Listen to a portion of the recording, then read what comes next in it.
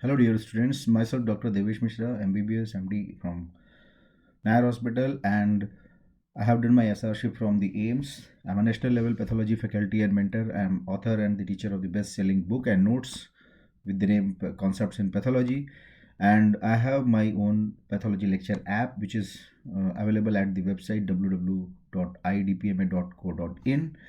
You can subscribe my app and my book also, because in this INI-CET exam November 2020, I have observed that more than 25 questions came from my app, from my lecture, from a pathology lecture which is given in app, and I have seen that more than 29 questions came from my pathology book and pathology notes which is available at the websites www.devaanshpublication.com. Right.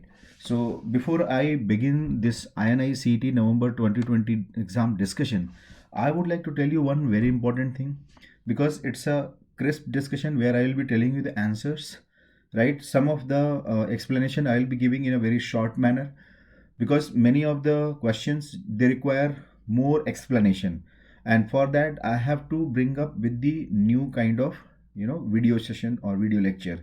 So kindly post your view in the comment box, right? I will be making another videos for those separate topics because they are very important, and as such they contain many MCQs to be asked in the future exam or in the future NET exam or INI-CET exam. So please do not worry about this. This is just a basic introduction. I wanted to give you what are the question came and what will be the right answer and what should be the reason for that right answer, right? So let's start. So first question, as usual, INI-CET exam or any exam, I would like to tell you any exam, what I have seen, approximately 90% of the questions will be coming from the previous year topics only, right? So topics will be repeated. That's what I wanted to say that. So this is one a great example. This topic has been asked so many times in PGI, AIMS, NEET PG, right? So same thing has been repeated in the new format. All of the following is true about nodular lymphocytic predominant Hodgkin's lymphoma except, right? So let us examine one by one. If you are seeing first option, CD15 and 30 positive or negative, so these are not a classic Hodgkin's lymphoma, so that is a true statement, right? So this is a true statement. They are 15 and 30 negative. CD20 will be positive, so yes, they are CD20 positive. That is also a true statement. Epstein-Barr virus negative, so yes, they are Epstein-Barr virus negative, so that is also true statement, right? Here what we need to understand, classical Hodgkin's lymphoma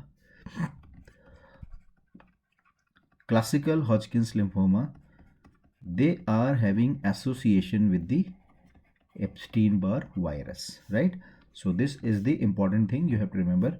Whereas non-classical or unclassic nodular lymphocytic predominant is having no association, right? But the fourth option, what we are seeing here, is poor prognosis in comparison to the classical. So that is the false statement. So this is the right answer, right? All of the following are true except. So remember, it is not having poor prognosis. So remember, nodular lymphocytic predominant Hodgkin's lymphoma, right? They carry good prognosis, right? They carry good prognosis, right? They arise from the germinal center.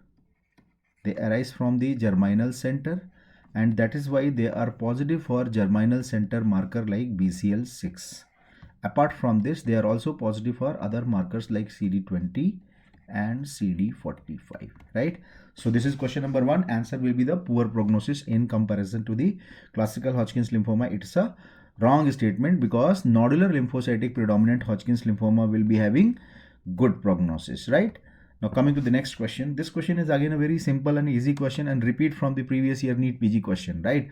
Which of the following is most likely to be associated with the condition like increased TSH and low level of T4 level, right? So now you can see in this four options, right, you can easily rule out pituitary adenoma and hypoparathyroidism, right? Now the two options are Graves disease and Hashimoto thyroiditis, right? We all know that Graves disease is a example of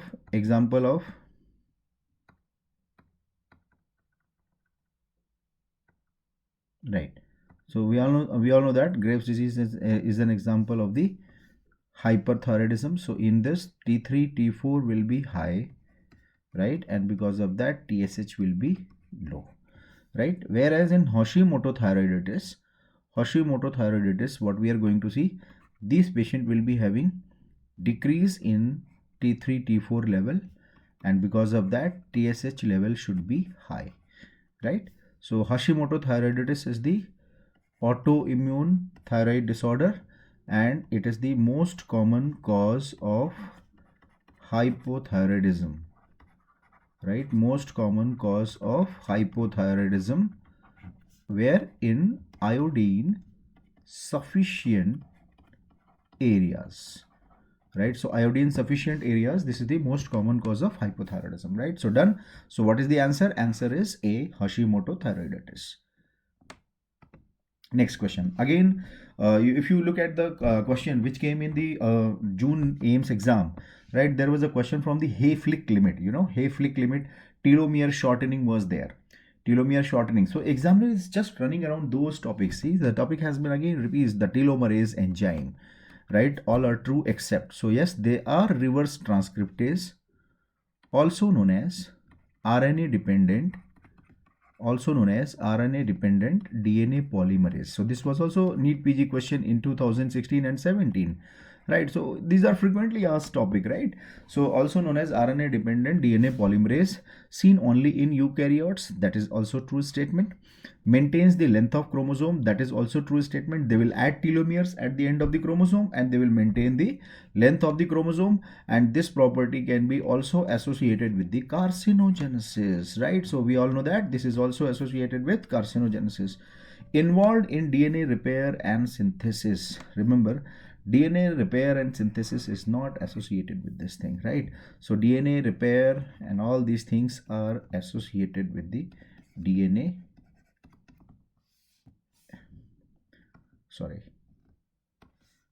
repair and synthesis is associated with the helicase, right.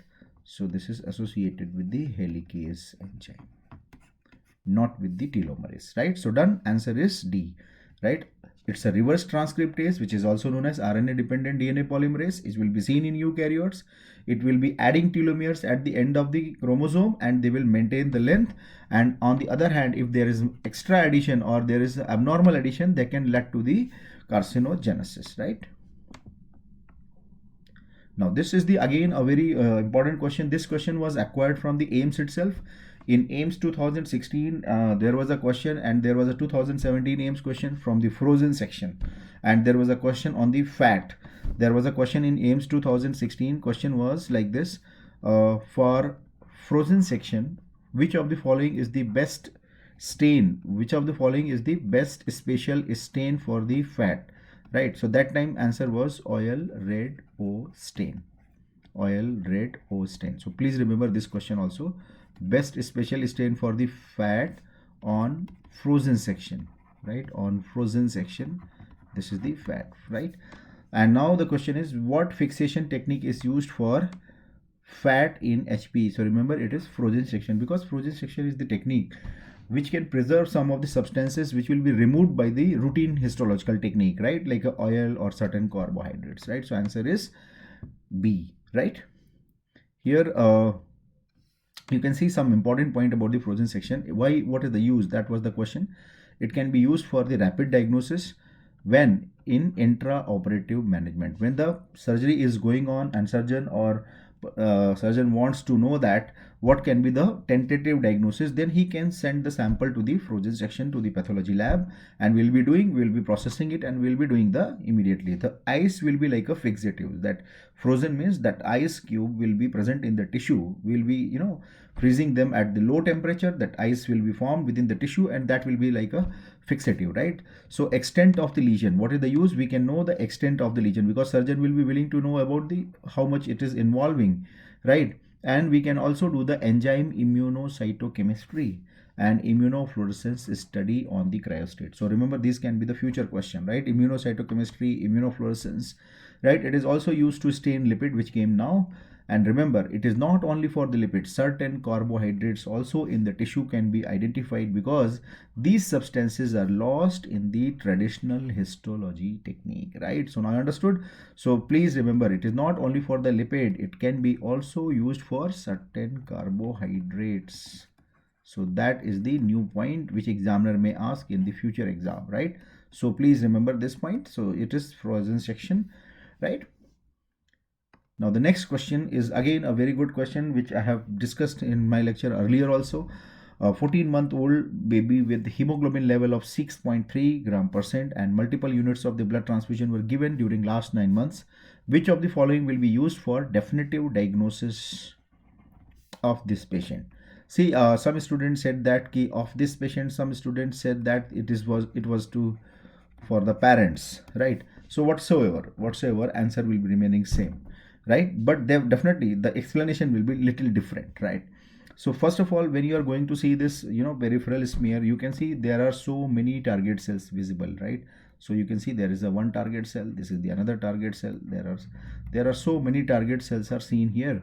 So when you see numerous target cells and anemic picture, then you should think about thalassemia, right?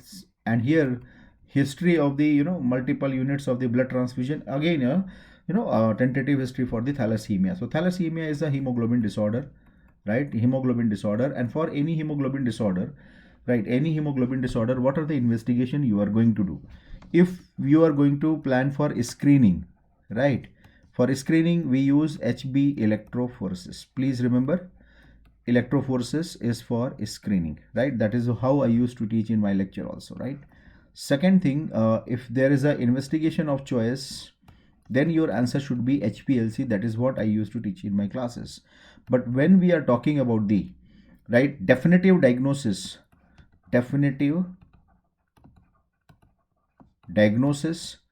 in parents, or to estimate the severity of disorder, right, parents or severity of the disorder, definitive diagnosis as in this case it is given, then your answer should be the globin gene sequencing.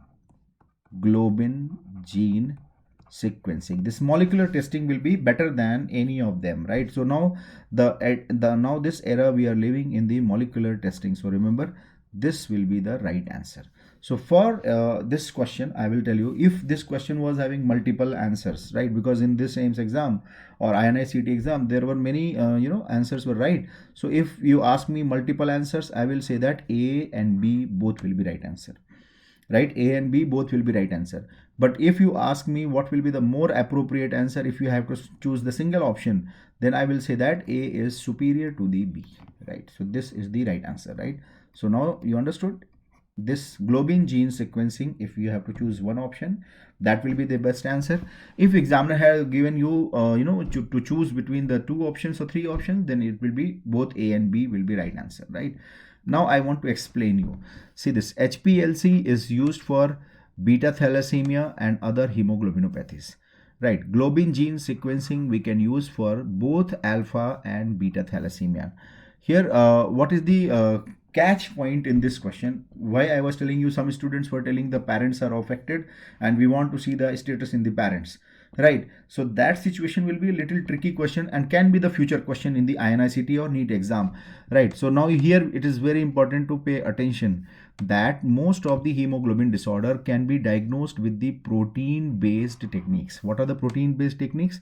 Electrophoresis and chromatography, HPLC, high performance liquid chromatography, right?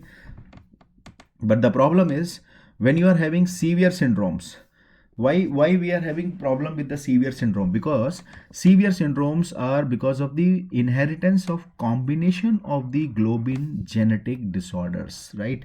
Now I understood, when we are talking about the hemoglobin disorder, and if it is a severity, right, we are including the severity and we want to know that because now multiple mutations or multiple genetic changes are present in the globin chain and they are responsible. So to know about them, we used to have a molecular gene testing, right? So protein based methods cannot, remember, it cannot always detect the serious thalassemia disorders. especially the alpha thalassemia, which may be masked in the presence of the beta thalassemia, right? And moreover, deletion form of the beta thalassemia are also difficult to diagnose, because see that beta thalassemia is basically, what is the most common genetic change? We all know that point mutation, right? Point mutation. That is why I was telling you there are so many things, deletions.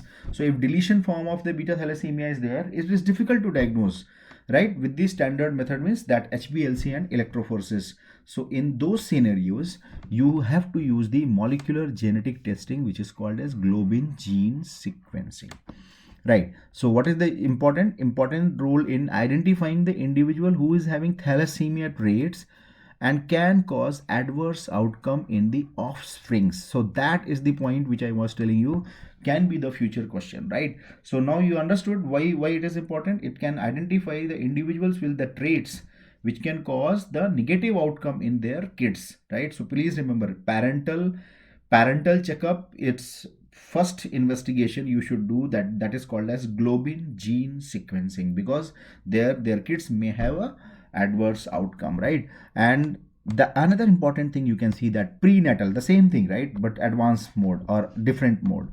So prenatal genetic testing can also identify fetuses with severe globin phenotypes, right?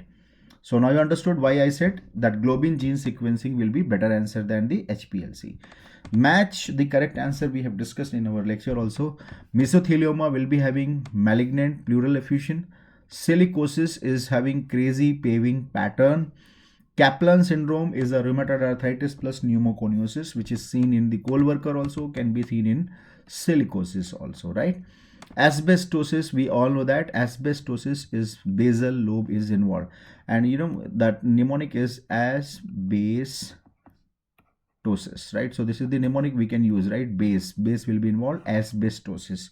So asbestos basal lobe will be affected. Remember, I have discussed in my lecture also that silicosis and coal worker pneumoconiosis will be involving upper lobe, and asbestosis will be involving lower lobe, right? So done. So now A is for 1, B is for 2, C is for 3, and D is for 4. So that is the sequence you have to remember, right? What is the crazy paving, right? Crazy paving, actually it is the HRCT finding in the CT scanning, right? It refers to the ground glass opacity with interlobular septal thickening and intralobular septal thickening, right? That, as I said, you can see this, these are the radiological finding which just see HRCT you will be seeing, and they're not a specific finding. They are not a specific finding. They can be seen in multiple disorders: protein alveolar proteinosis, lipoid pneumonia, right, pneumocystis, right, and sarcoidosis, non-specific interstitial pneumonia, and silicosis, which came in this AIMS exam, and cryptogenic organizing pneumonia and adult respiratory distress syndrome, right? So that is the important point about this, right? Pneumoconiosis associated with the Kaplan syndrome. Remember, Kaplan syndrome is also known as rheumatoid pneumoconiosis. They have inflammation and scarring of the lung tissue. Inflammation and scarring of the lung tissue. Who will be affected? Rheumatoid arthritis, who have breathed the dust, right? Which kind of dust? Coal or silica. So that's what I was telling you. Kaplan syndrome is nothing. It's a pneumoconiosis plus rheumatoid arthritis.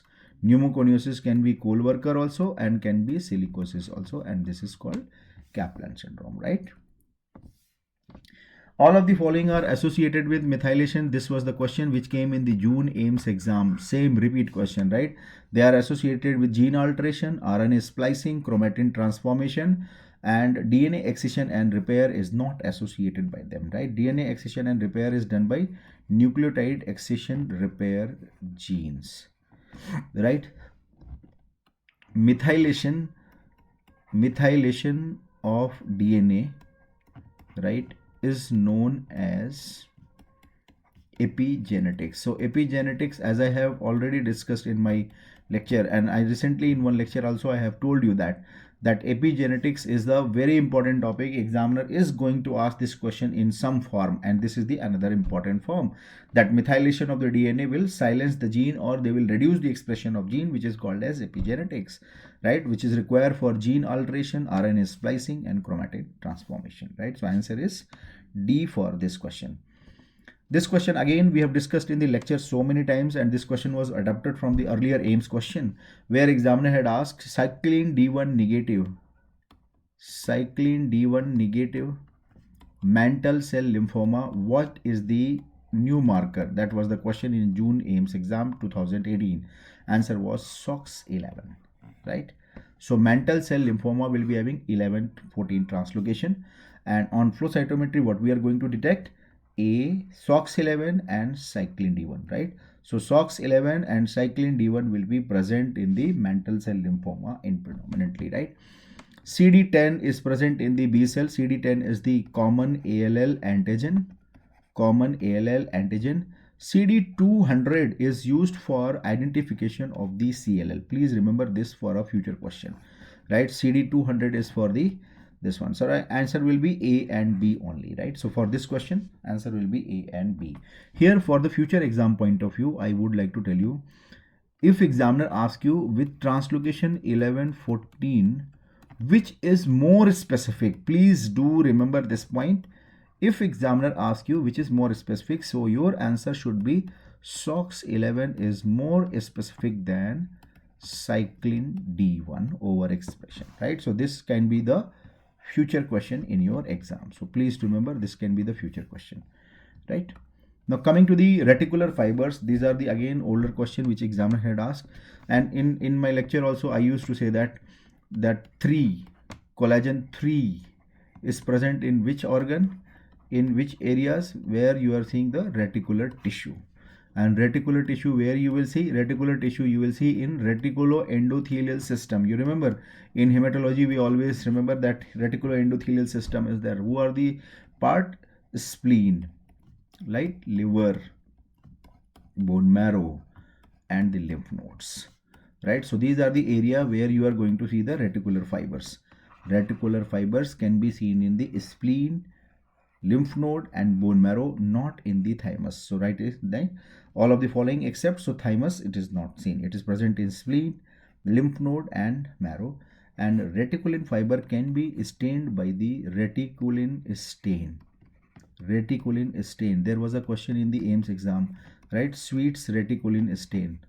Sweets stain is a special stain, right? Sweets stain is a special stain which is used for reticulin fiber, right? And reticulin stain where we are using? In primary CNS lymphoma, right? You remember in primary CNS lymphoma we have discussed recently in one discussion, right? So primary CNS lymphoma, they will be used for finding out the tumor cells, right? So now understood. Thymus, it will be having no reticular fibers.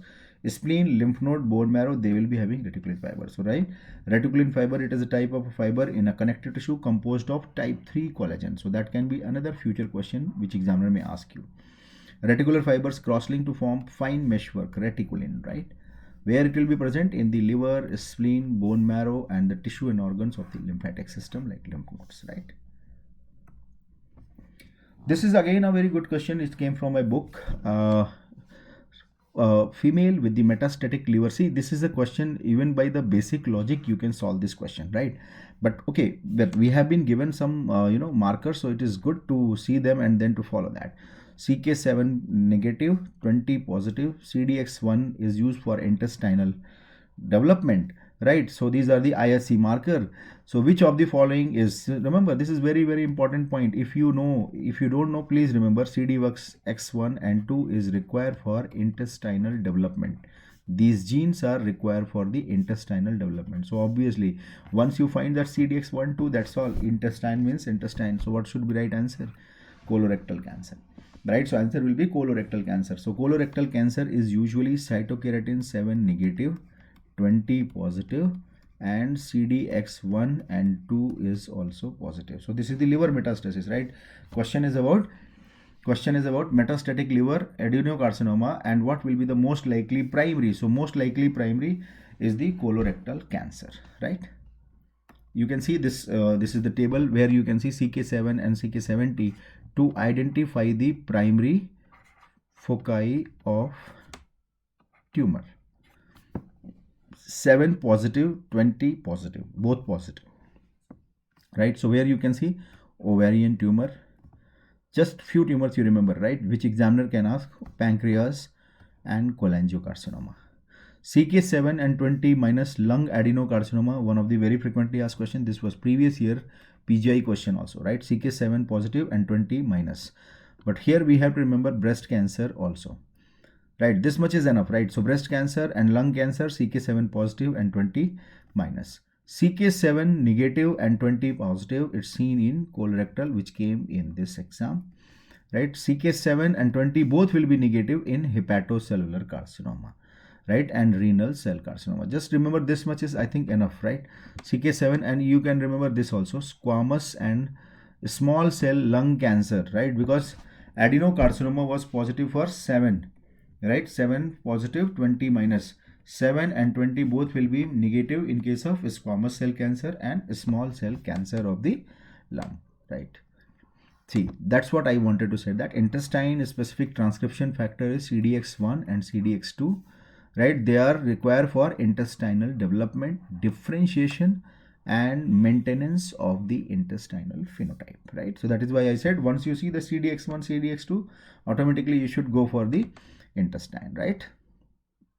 Which of the following clotting factor deficiency will not affect? So many times we have been discussed, right, that in vivo means within our body. Which pathway? Extrinsic pathway, right? Extrinsic pathways, right?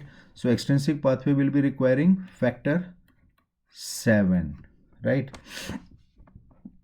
Right, so factor 7, and then factor 7 will be going to the common pathway where you will be seeing the factor 10, right? Factor 10, then factor 5 will be also coming later on. So now you can see that these are required for extrinsic pathway. In vivo will not affect in vivo. So now 5, 7, 9, all these things, right? Even 9, even though it is 9 is intrinsic pathway, so it is intrinsic pathway, right? Means intrinsic pathway is in vitro pathway, right? In vitro pathway.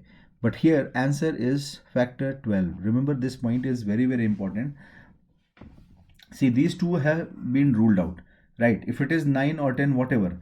What I wanted to say, that intrinsic pathway is in vitro pathway, right?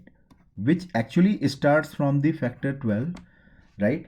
But remember, this is very important, that factor 12 deficiency is usually asymptomatic. Please do remember this point. Usually asymptomatic, and it will not affect the intrinsic pathway.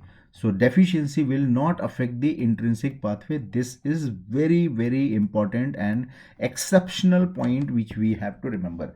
Factor 12 deficiency is asymptomatic and it is not going to affect the intrinsic pathway. That is why examiner would have given factor 9 and factor 12, because he wanted to know that whether you know about this fact or not.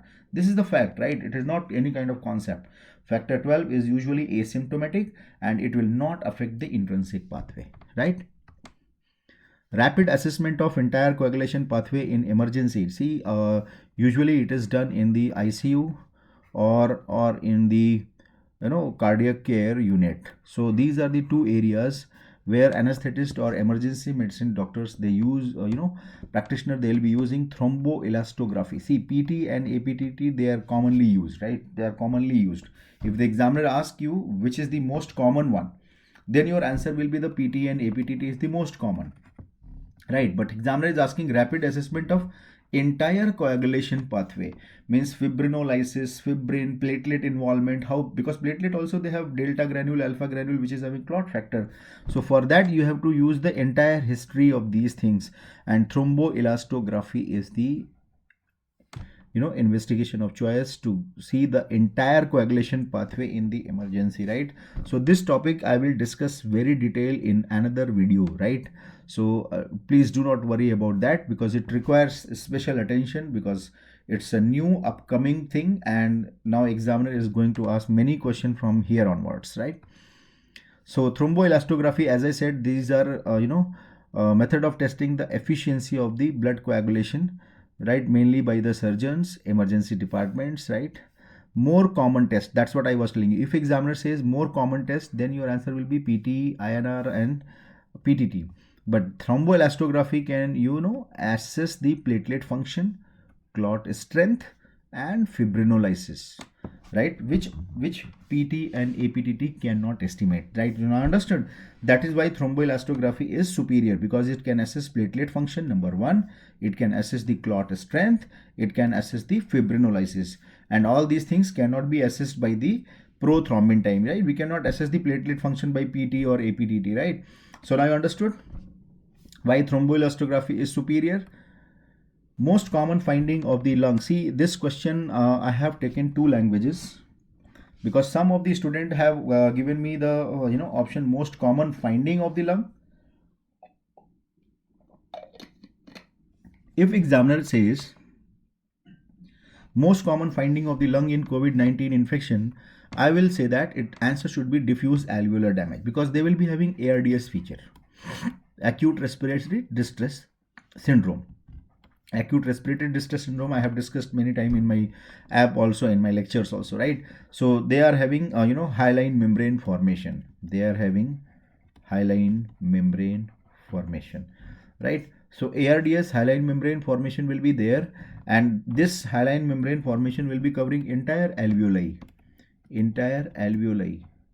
right? And this will be involving all the lung tissue. So that is why it is called as diffuse alveolar damage. So this is the characteristic histological finding or microscopic finding of the ARDS, right? So this is the characteristic finding. But what is the basic reason? What is the most important cause? Because many students, they said question was, what is the most important cause of the lung pathology or lung injury? So if examiner is asking most important cause of the lung injury, so all these things are happening because of the endothelial injury, right? See, the answer is A. When examiner is saying that most common finding of the lung in COVID-19, answer will be diffuse alveolar damage. But when you are asking question, what is the most common cause of lung finding in the COVID-19, then your answer will be endothelial injury. So whatever is the question, according to that you can fit the answer. If the language was most common cause of the lung finding means that diffuse alveolar damage, then answer is endothelial injury, right? Everybody understood? Fine. Moving to the next question. Many times we have discussed this again. All of the following are true about Peutz-Jeghers syndrome except. So they have arborizing pattern of the smooth muscle, right? So we have discussed this thing, that smooth muscles are intersecting between the hyperplastic glands, and this is the reason for arborization, right? This is the reason for the arborization, right? This is the reason for the arborization, or you can say that Christmas tree appearance, right? So we have discussed this thing, right? And I will make a separate video for the intestinal polyp so that you can understand in better manner, right? So this is the correct statement, right? Arborization pattern of the smooth muscle. Loss of function mutation of the STK11. This was the FMG question in 2017 foreign medical graduate exam. This was the question. Loss of function mutation is associated with the Peutz-Jeghers syndrome, right? Autosomal recessive. No, it is not autosomal recessive. It is an autosomal dominant disorder, right? Multiple GI polyps. So that is the true statement. They have multiple GI polyps. So this is correct. Last statement is most common extraintestinal manifestation is congenital hypertrophy of retinal pigment epithelium.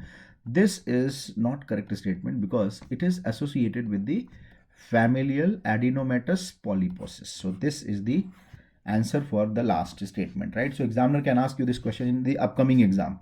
Maybe in future exam, NEET exam or next INI exam, you will be seeing this question. Congenital hypertrophy of retinal pigment epithelium is seen in, your answer will be familial adenomatous polyposis. So please remember, here answer is A, B and C. So answer is A, B and C, right? Now, familial adenomatous polyposis, what you are going to see, as I have told you, they are also autosomal dominant condition. Multiple adenomatous polyp will be seen in the colon. Usually, it will be malignant by the age of third or fourth decade, right? So when they will be, see, in the children, you will be seeing why polypectomy should be done in these patients, because by the age of 30 to 40 years, 100% chances are there they are going to become malignant, right? And congenital hypertrophy of retinal pigment epithelium is present in the 90% of the FAP population, right? So that is the common in the FAP, not in the Peutz-Jeghers syndrome, right? Now coming to the all of the following are the causes of the dry tap. Already we have discussed dry tap. Why there is a dry tap?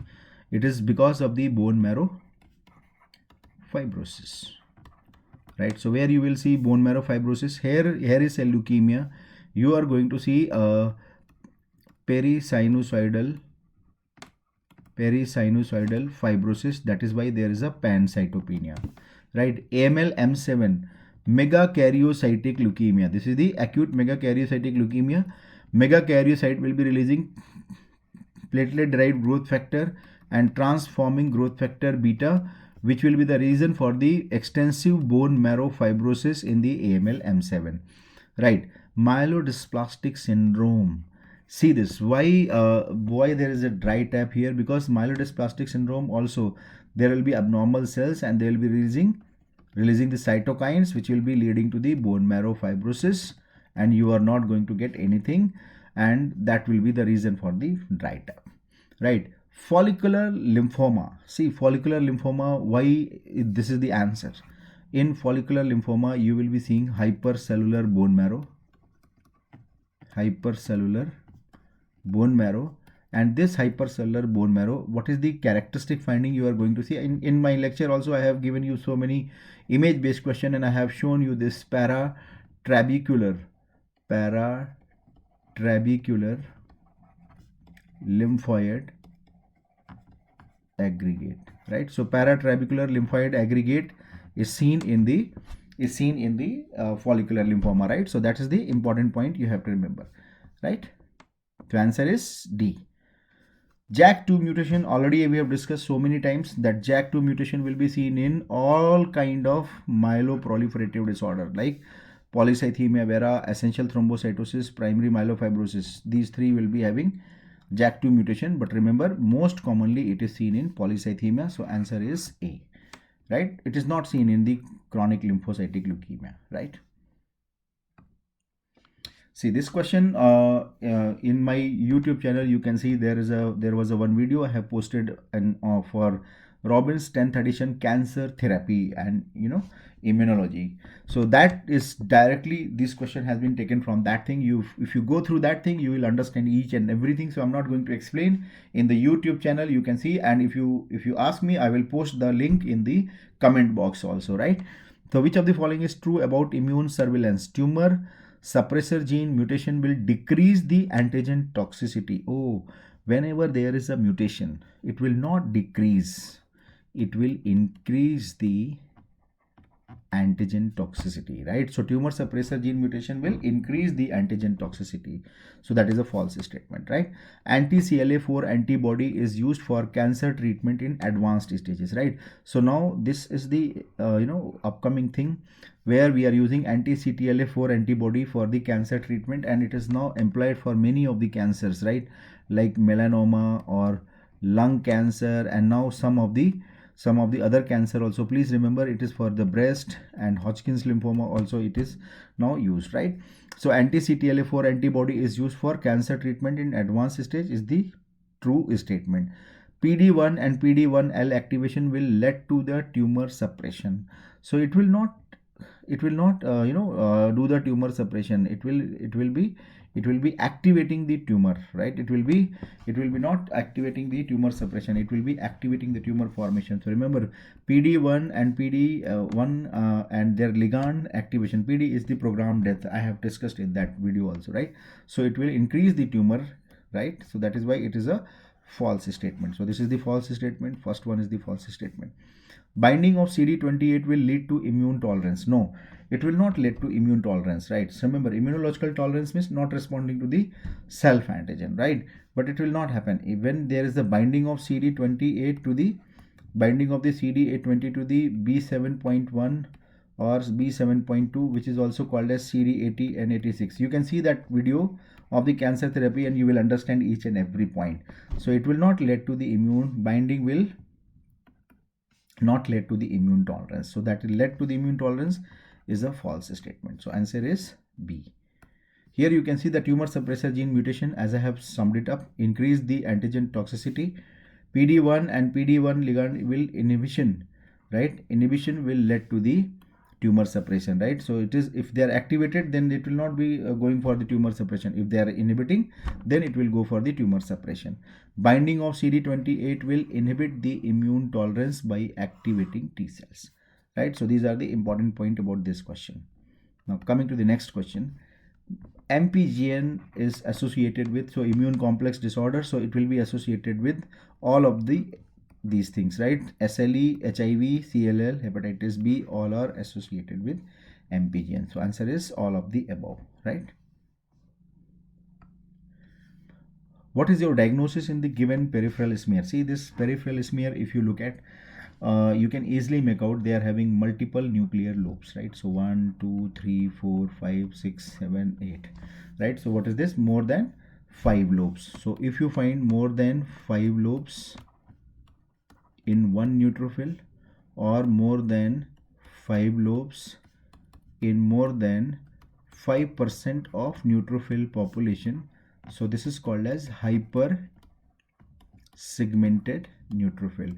So we all know that hypersegmented neutrophil will be seen in which condition? Iron deficiency, acute myeloid, vitamin B12, or myelodysplastic. So remember here there are two answers in vitamin B12 as well as myelodysplastic syndrome. See, answer is both C and D, right?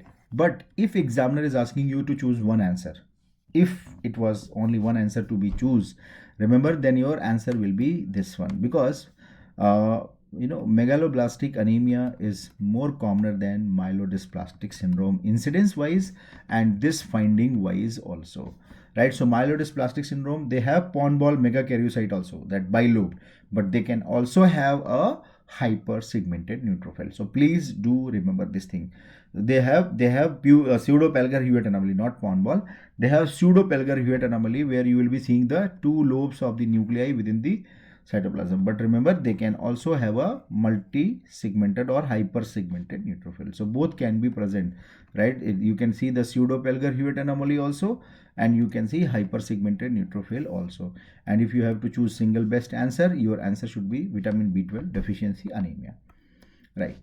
This question again, it's a very tricky question, because many students, they got dosed by this, that female, easy fatigability, pallor, and hyperpigmented knuckles. This hyperpigmented knuckles, you can see in this diagram, which is quite visible, is suggestive of the vitamin B12 deficiency anemia. It's anemia picture. Many students, see, there are two close things where you will be having confusion, that is the iron deficiency or vitamin B12. But hyperpigmented knuckles are suggestive of vitamin B12 deficiency, right? This is another tricky question, because some students say that it was given only histopathology is given, but I felt like they would have definitely given histopathology of stomach is given, right? So probably it is a histopathology of stomach is given, right? Even if it is not given, you have to understand it's a stomach histopathology. Absence of the marked structure. So what is this marked structure? Can you see the marked structure is very eosinophilic? It's a very eosinophilic cytoplasm, and other cells are basophilic. So basophilic and eosinophilic. So what is this eosinophilic cell? This eosinophilic cell is the parietal cell. Basophilic cell is the chief cells, right? Parietal cells and chief cells. Absence, suppose the parietal cells are absent. Why parietal cell will be absent? So question is, all of the following will be having absent parietal cell except. So now you look at the option. Vitamin B12 deficiency. Why? Because antibodies are damaging the parietal cell, right? Antibodies are damaging the parietal cell. So vitamin B12 deficiency, right, which can be pernicious anemia, right? Pernicious anemia, right? Then vitamin B12 deficiency you will see in the intrinsic factor deficiency also, because when antibodies are damaging this pernicious anemia is actually removing the intrinsic factor also, which is present in the parietal cells, right? So now you understood that intrinsic factor deficiency and vitamin B12 deficiency, they will have the deficiency of the parietal cell. Now the remaining two options, here we have to understand there are three types of the carcinoid. Gastric carcinoid, type 1, type 2, type 3. Type 1 carcinoid have a deficiency of the parietal cell. So this can be also a feature of the parietal cell deficiency. Zollinger-Ellison syndrome will be having no deficiency. So this is the right answer. So now understood, this is the right answer for this particular question. All of the following will be having deficiency, right? All of the following will be a deficiency of the parietal cell. Vitamin B12 will be having, and then intrinsic factor deficiency, which will be the seen in the pernicious anemia and even carcinoid, right? See, I have just shown you this picture to know that chief cells are basophilic in appearance. Chief cells are basophilic in appearance. Parietal cells are eosinophilic in appearance, right? Why parietal cells are eosinophilic? Remember, because of the mitochondria. They are having so many mitochondria, and because of the mitochondria, there is more eosinophilia, right? Chief cells, how you are going to identify? They are having basally located nuclei, basophilic cytoplasm, right? So now you can see basophilic cytoplasm is there, right? Zollinger-Ellison syndrome. What is the problem in Zollinger-Ellison syndrome? This is the overproduction of gastric acid by parietal cell in the stomach. So here you can see the parietal cells are more in number, and that is why they are having gastric acid increase, and there will be a peptic ulceration in the intestinal tract. So that is the Zollinger-Ellison syndrome, right? More acid, right? More acid, peptic ulcer. So these are the two things we are going to see: abdominal pain, diarrhea, gastrinoma, right? And this is the gastrin is because of overproduction of the gastric acid because of the more proliferation of the parietal cell. So there is no deficiency in the Zollinger-Ellison syndrome, right? As I was telling you, the carcinoid, gastric carcinoid, if you see type 1 gastric carcinoid are closely associated with the chronic atrophic gastritis. Chronic atrophic gastritis is associated with the pernicious anemia. So that is why I was telling you this is the important reason for the carcinoid syndrome with the deficiency in the parietal cell, because here in chronic atrophic gastritis, antibodies are damaging the parietal cells and the intrinsic factor of the parietal cells, right? Now this is the again a very basic question. In whenever I was telling you the CML, that time also I used to tell that, see, these are the various myeloproliferative cells, and basophilia will be there, neutrophil will be there, eosinophil will be there. So that time I used to show that, right? So you don't require any special thing to know all these things. See, who is the identify the marked cell in this peripheral smear? So what is number 1? What is number 1? Can you see that number 1? How is the granule? Eosinophilic granules are present, right? Eosinophilic granules are present in the cytoplasm. So these are eosinophil. So eosinophil is 0, 1, right? What is number 2? So number 2 is, you can see a round nucleus, mononuclear cell, and there is a basophilic cytoplasm. So this is the lymphocytes, right? What is number 3? Can you see the nucleus is a kidney shaped nucleus? Beautiful, right? So this is the monocyte. So this is the number 3, right? If you see here in this cell, this is the nucleus, and cytoplasm you cannot see because it's having dirty blue.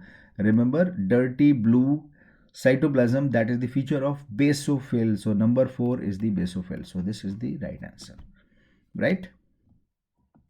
So now you can see basophil is 4, eosinophil is number 1, lymphocyte is number 2, monocyte is number 3, right? It's an easy question only. Rees and Ecker diluting fluid. This is the new question which examiner had asked. But remember, this is also associated with one of the question in 2016 or 17 there was a question about the Newbar chamber counting. So Newbar chamber counting, we are going to use this kind of fluid. So Rees and Ecker diluting fluid is used for the platelet, right? So it is used for the platelet because platelet will be isotonic to Rees-Ecker fluid, whereas RBC will be not isotonic. So RBC will be damaged here and only platelet will be surviving, right? So that is how we can do the platelet counting for Newbar chamber. So examiner can ask you this question in future exam. Rees and Ecker fluid is used for which of the following counting in the Newbar chamber? So your answer will be the RBC RBC and platelet count, right? So sorry, platelet count. So now you can see that why I am saying this, because it is not used for WBC pipette. WBC pipette, what fluid we are going to use? That is called as Turk's fluid. So examiner can ask you in future exam, Turk's fluid. RBC pipette we are going to use. See, RBC pipette, why we are going to use? Because in RBC pipette we are going to use this so that this Rees and Eckers fluid will be lysing the RBC and only platelet will be remaining in that. So that is why in RBC pipette we are using. RBC pipette is used for the platelet count also, right? So why we are using Rees and Eckers fluid? So that RBC can be lysed and removed. Lysis of RBC will be there and this can be removed. Westergren ESR, you are going to use sodium citrate. Wintrobe ESR, O for oxalate, right? See this, Rees and Eckers fluid, it's a diluent for the platelet diluting fluid. So that is what I was telling you. It is not RBC, but in RBC pipette we are using it, right? Because it will preserve and fix the platelet, right? Rees and Eckers fluid is isotonic to the platelet, does not cause any damage, whereas causes lysis of the RBC. That is very important. Please remember the component, because you never know, next time they can ask you what is the component of the Rees Eckers fluid: trisodium citrate, brilliant crescel blue, formalin and distilled water. Need not to remember the quantity, but at least component you should remember: trisodium citrate, brilliant crescel blue, formalin and distilled water, right? Future exam point of view, we have to remember Turk's fluid also, as I have told you. This is the used for WBC diluting fluid, right? So Turk's fluid is isotonic with WBC and does not cause any damage to this. What can be another future question? What are the components of the Turk's fluid? So here you can see glacial acetic acid, gentian violet, sodium chloride and distilled water, right? Which of the following is the most common tumor in the retroperitoneal region? We have read so many times, right, that liposarcoma is the most common retroperitoneal, right? So most common retroperitoneal is the liposarcoma. Rhabdomyosarcomas are common in the extremities, right? Common in the extremities, lower limb and upper limb, right? Synovial sarcoma is again around the knee joint, most commonly seen in around the knee joints. Neurofibroma, they will be seen all over body, right? So it's mostly, right? Pancytopenia on blood examination.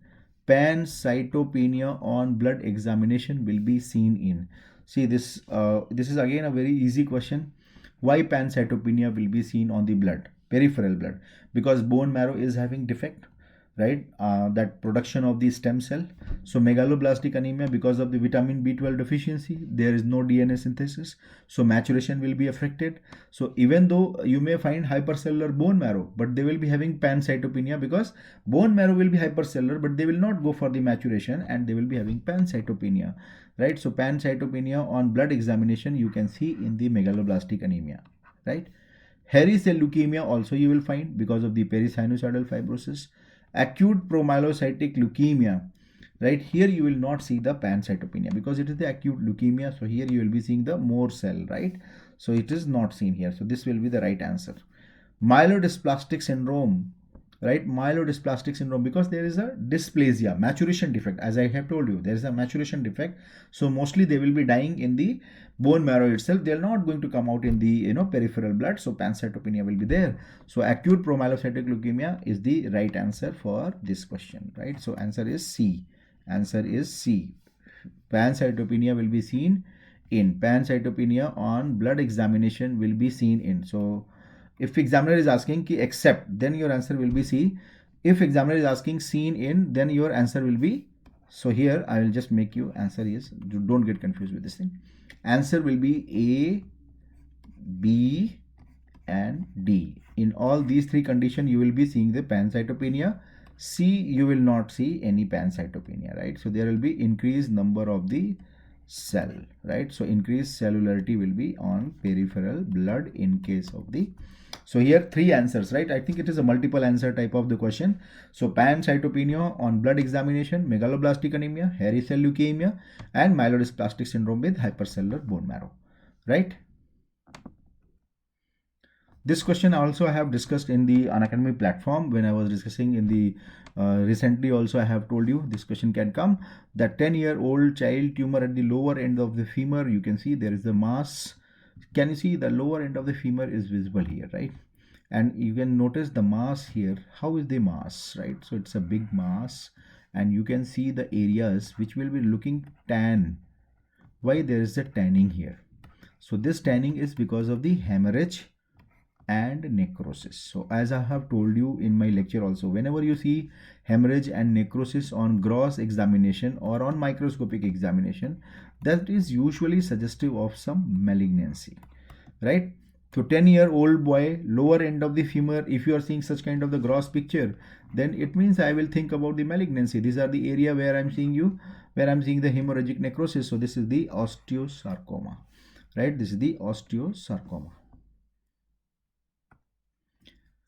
Right, this question is basically a very quite applicable question where the examiner is mixing the knowledge of medicine, micro and the pathology, right? CSF finding from the pathology and the presentation.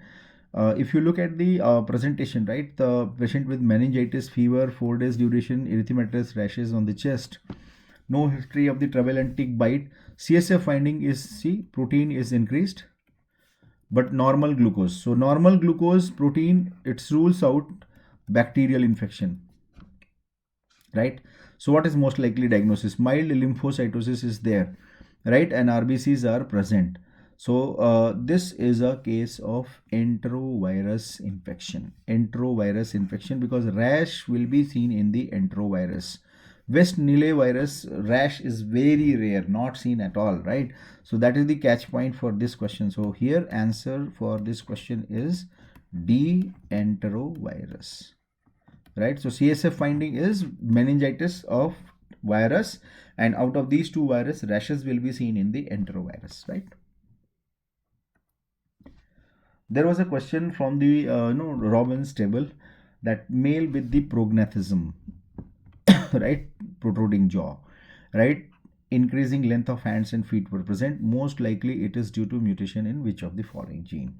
So here answer is A, B, PIT1 gene, pituitary specific transcription factor. This will be seen in the acromegaly, right? In my lecture also I have covered acromegaly. There will be a mutation in the transcription factor PIT1 gene, and that is the reason for the prognathism and all these things, right? So you can see this is the table of the Robbins. We can see that there is a PIT1 gene mutation and gigantism and acromegaly. So acromegaly will be seen in the adults and gigantism in the children, and these are all because of the PIT1 mutation, right?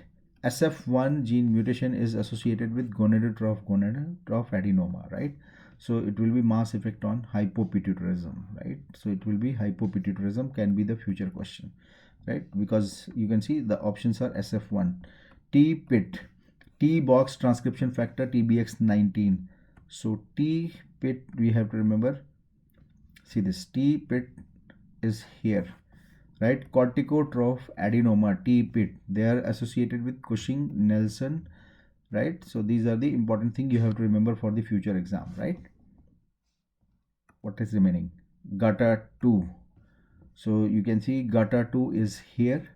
GATA2 is again associated with gonadotroph adenoma. So SF1 and GATA2 is for gonadotroph adenoma.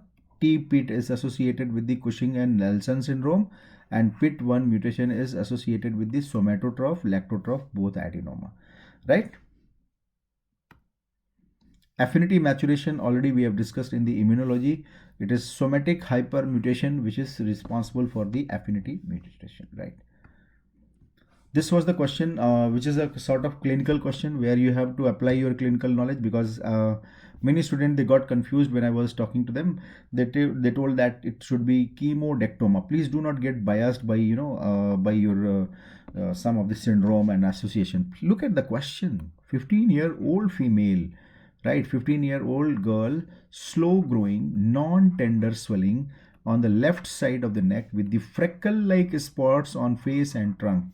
Right, this line confirms, this age, right, confirms the history of neurofibromatosis type 1.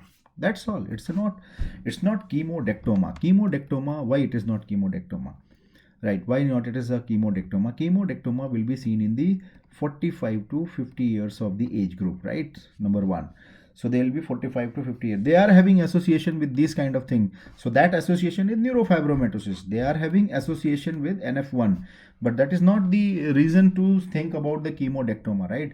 And chemodectoma will be, when you are going to, touch, they will be very hard and they will be tender also sometime, right? And this will be bilateral. That is another important thing you have to remember. Neural tumor is the right answer. So most probably it is NF1. Cystic hygroma and lipoma, they will be different kind of presentation, and they will not be seen in this age group, and they will be very soft in the consistency,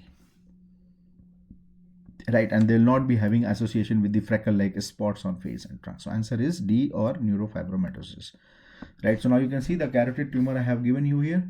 Carotid tumor, the main important point which I wanted to tell you, 4th and 5th decade, female, right? And they are having association with these things. Probably students have got confused with the associations, right? So remember, that is the neurofibromatosis type 1, which will be seen at that age group, right? Which you can see here, right? Cafe outlet spots or axillary or inguinal freckling. These are the two things are very important for the diagnosis of the neurofibromatosis, right? Skin lesions, optic nerve glioma, bone defect, family history. These are the features for the diagnosis of the one. This question, what I gathered from the student, still not very much complete. I would like to your comments in my comment box, so that I can know that what was the exact option in this. PCR sequential arrangement, I have discussed in the YouTube video also, right? You can see that was actually for those who are NEET UG for biology student, but it is equally good for you if you are going to go through that. It is requiring denaturation. This is the order, then annealing, then elongation. But some students said that there is a hybridization also. So if question is like this, right? So my take is, first will be the denaturation. We are going to denaturation first, then we are going for annealing, then we are going for elongation, and during elongation only we are seeing the hybridization process only, right? So this is the statement. So 1 2 3 4, right answer will be 1 2 3 4, right? So this will be the sequence for the PCR, right? About Kessler-Fleischer ring, this is again a question which I could not get the exact detail for this question, right? But here I would like to tell you the input I got from the students, right? It's a pathognomonic of the Wilson disease, so that will be a true statement, right? It is seen in decimate membrane of the cornea, that is also a true statement. Almost all neurodegeneration cases will be showing, so that is also true statement. This is the line in the table of the Harrison. If you see, you will find that more than 99% of the KF ring patient will be having neuropsychiatric problem, right? And this is all because of the hepatolenticular degeneration, because of the basal ganglia damage will show the KF ring. So these are all 4 statements. So remember, all 4, 1 2 3 4, all are true statement, all are true and correct statement. So A, B, C, D, all 4 options will be right according to this. If the options are different, please post in the comment box. I will again review this and I will come up with the another video for this particular MCQ, right? What is present in the center of the target cell? This is again a very good question, because if you see a question superficially, right? So first look, it looks like it's a hemoglobin, right? It's a hemoglobin, but what is happening, why there is a extra hemoglobin here? Because of the membrane. See this, why we see central pallor? Because of the biconcavity, right? There is a hemoglobin in the peripheral part, so there is a biconcavity, right? And that is why when you are going to see them on light microscope, they are showing you central pallor. So there is a central pallor, right? But what happens in case of target cell? In case of target cell, there will be increased membrane in this area, right? So because of increase in the membrane in this area, there will be more hemoglobin here. So see, that's what I'm saying. It's a tricky question, right? It's a hemoglobin is also there, membrane is also there, but what is the basic reason why hemoglobin is more in the central part? Why hemoglobin is more in the central part? Because of the more amount of the membrane, right? And because of the more amount of the membrane, now we are going to see that central part will be also getting stained, and this is how our target cells will be seen on the peripheral smear, right? So what should be answer? Increase in the membrane. So better answer will be increase in the membrane. And this is the line from the Deci and Lewis hematology book. The term target cell refers to the cell where there is a central round stained area and a peripheral rim of hemoglobinized cytoplasm separated by non-staining or more lightly staining cytoplasm. Target cells are resulting from the surface. This is the language of the Deci and Lewis, right? If you see the one of the hematology laboratory book, so which is standard textbook, right, for the lab manual for the hematologist. So surface disproportionately large compared to their volume, right? So that is the answer. So membrane should be right answer for this question. So thank you so much to all of you, dear friends. Please like it, share it, and whatever doubt you are having, please post in the comment box. If you want to make some separate video for some other topic or some question which I want you want to be more elaborated, please post in the comment box. I will be definitely coming up with that thing. So thank you so much, and wishing you all good luck for the result, and advising you keep going on. Do not give up at this moment, because still we have 2 months for the NEET PG exam. So focus on that thing and try to achieve great success in your life also. Thank you so much.